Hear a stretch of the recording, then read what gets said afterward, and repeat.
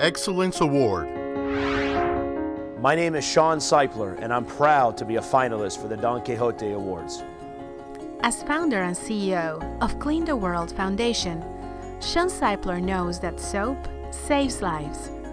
While on a business trip in 2009, Sean began to wonder what happens to those little bars of soap used once or twice during a hotel stay. Discovering that 1.5 million bars of soap are discarded every day, he saw a way to address the thousands of hygiene-related childhood deaths that occur throughout the world.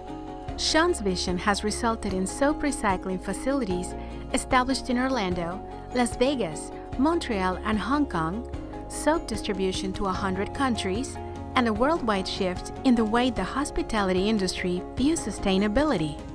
By creating an innovative soap recycling process, Clean the World has diverted over 8 million pounds of hotel waste from landfills, distributed 30 million bars of recycled soap around the world, and helped decrease the mortality rate of children under 5 by 30%.